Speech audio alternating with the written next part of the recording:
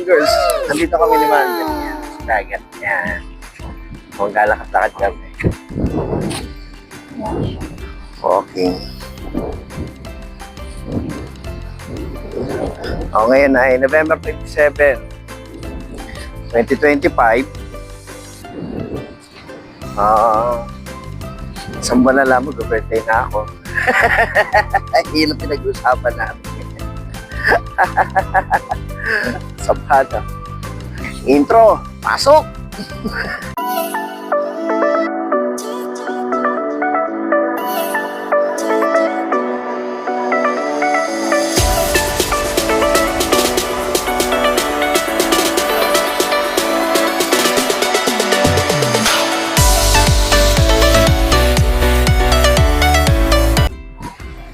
Mighty Mike! Yun nga. So, kaninang umaga, nagising ako alas 5. Minessage ko nanay ko. Sabi ko, Nay, good morning. Love you, miss na kita. Alam niyo ba kung ano reply ng nanay ko sa akin? Oo, alam ko, isang buwan na lang mag-birthday ka na. Kung ano gusto mong gawin sa birthday mo. Makakaraos ka rin naman sa birthday mo, wala akong pera. Pinasabi na nanay ko sa akin. Shout out, Nay. Sana magkapera ako para bigyan naman kita. Tulis tayo pa. Kasi hindi mo dapat Kasi di ba? Sarap ko. Yan di ba? Yan ah. Ganda na alon.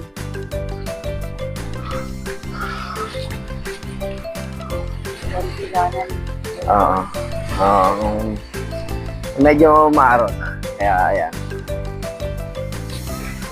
Konti na lang. Ayan, mga nanguhuli oh. Ay, nanguhuli. Alam mo ba yung hinuhuli nila na yan? Alam mo kung ano yan? Alamang. Alamang yan. Yung ginagawa natin pang ayun. Okay ba yun? Okay. Ayan, alamang. So, ayan. Yun nga pala, yun ang update. Natapos na yung North Derby race. Sa kasamaang palad, hindi tayo nanalo. Hindi nakakauwi si Silangan eh. Pero okay na yan. Kasi ang ganda lang ang kaya ng ibon, wala tayong magagawa. So, alam niyo naman, diba? Kung ano lang kaya ng ibon, yun lang. Saka hindi para sa atin, pero maganda rin. Kasi first time nating sumali ng North Derby race. Yung nung sumali tayo ng summer race, lang yun hinabol lang natin, kaya expected natin na hindi naman talaga mananalo yung ibon. Pero itong North Derby race, dahil buong preparasyon natin, nilagay natin doon. Para sa isang baguhang kalapati, malaking bagay. Makarating ka ng Santa Ana lap, yung last lap, kumbaga. Pero, siyempre, yun nga. Dami siya. Baka matibo ka, ha? So, ayan, ang daming shell, oh. Ang daming inalot na shell. So, yun. Nakakaakit kaya yan. Manguha na shell. Oh.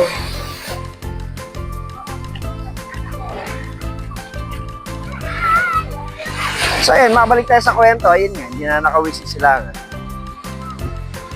At ayan. Pero nakakatawa kasi maraming kaibigan na kapitbahay na sumuporta. Naabangan yung pag-uwi niya. Kaya lang hindi na siya umuwi. Ay, may bata o tuntua sa dagat.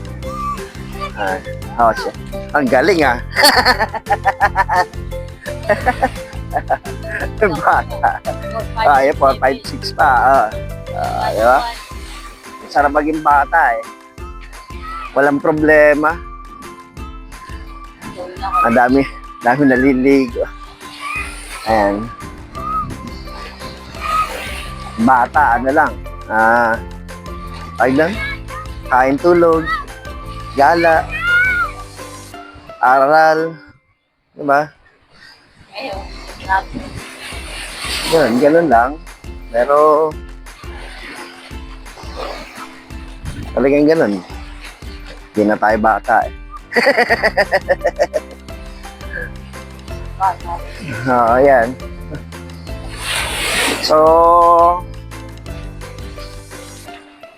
alam ko na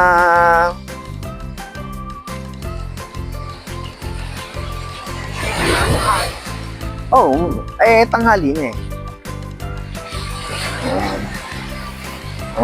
Hindi na siya masyadong nalulula. Yan. Malakas ang alon. Wala nang harap. Ayan. Nakalaki ng shield ko sa alon. Ayan. Isang malaking tubo. Laki na pananggalang mo sa alon.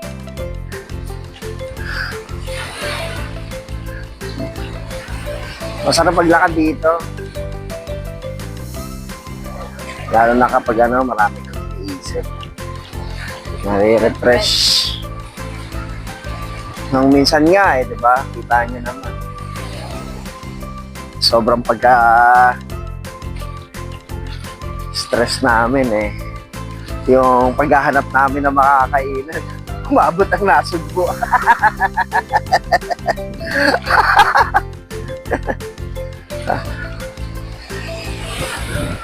Minsan talaga masarap yung mga ganun lakad, hindi mo pinaplano.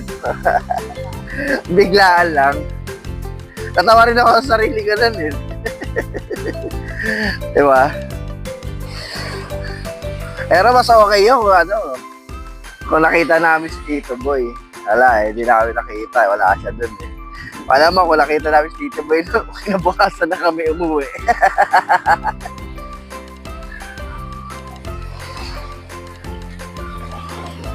Pero ganun pa man eh. May baka mabubog ka.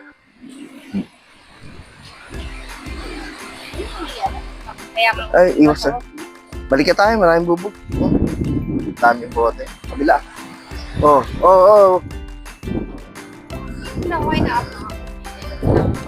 Bumalik na kami, maraming bubog. Maraming boteng basag. Ayan. So, pakita ko sa inyo yung lugar. Yan. So, yan ang sitwasyon. Ang dami naliligo.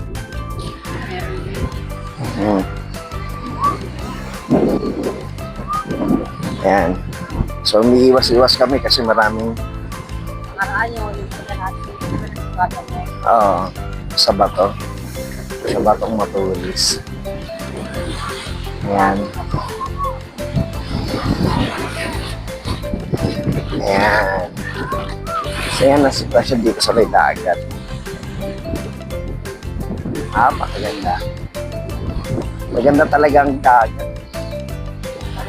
Nakaka-refresh yung alin niya.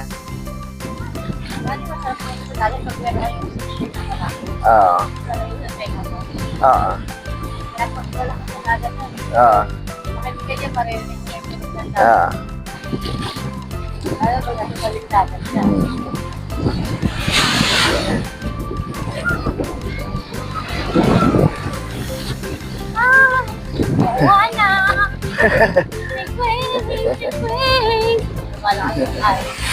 Ang dami naliligo. Oo. Mainit na kasi. Sa susunod. Yan. Sangalan. So, malapit na mag-December. Malapit ang Pasko ng mga bata. Pero, Hindi maramdaman kasi puro gastusin. Ay, gano'n naman talaga. Maraming bayarin. Maraming kailangan habulin. Hanggang ngayon, naghahabol pa rin. Nakita naman yung shop, kaya alam talagang hindi sapat yung kita ng shop kasi yan. Naunahan ng utang. May mga bagay kasi na ano, talagang hindi magtugma. Kaya yan. Mayo, April. May bigyan.